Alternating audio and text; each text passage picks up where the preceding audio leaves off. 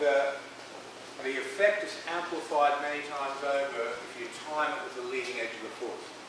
So you feel the person's force coming onto your body, you lead it and then snap.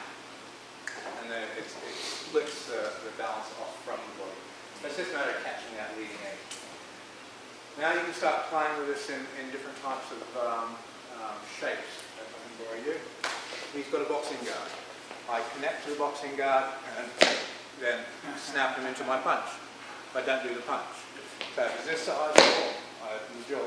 Now, if you watch his chin, if I snap that side, this side of his chin opens up. He's got no protective chi. So you one-touch knockout finger flies. It just forms in.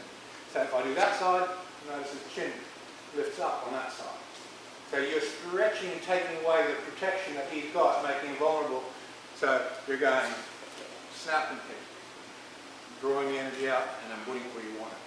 If you're going to hit him somewhere else, let's say if I want to kick and do a Thai boxing style thigh kick, I would break the protective chi there, and then that's all open, bang, and he'd take the full force, no protective chi, it juts, and the energy goes in.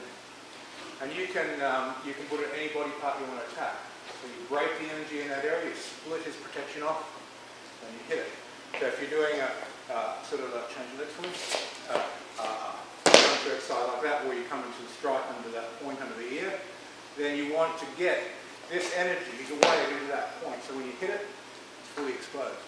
So you can put any of these kung fu type drills into it.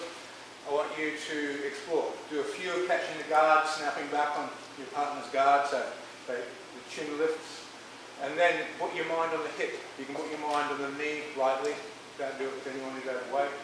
You can put your mind in the scapula, pull the scapula out, any body part. You can put the mind there and then snap back in there and make that vulnerable. So you can play the game any way you like. Just stick to the body part you want to influence. If you want to tear the whole frame off the ground, you have to stick to the heels. Power is rooted in the heel. So by doing split energy off the heel, I touch the heel and then he lifts. But if I'm just wanting to hit, I'm just opening that up and I'm making a loop inside here for my strike. So you split the area that you want to affect and hit. Experiment with it. Don't try and follow anything that's, oh, it's going to be like this. Just let your mind open, run the energy. It'll run in its own way, and you just explore it, and it teaches you. Everything you've learned here, when you connect to this sensation and you practice, it reveals itself. The best way of doing it just presents itself in this is where I'm strongest, this is the best alignment for this energy, this is where it works best. It's self-guiding, intuitive learning process. The worst thing you can do is think. Feel. If you have a piece of intellectual information gives you a problem, feel it. Feel the information and then it just loops back into your intellect and you understand it. Try and think about it, you're just referencing what you already knew and you can't go to what you don't know. But feeling allows you to make that bridge into the next level.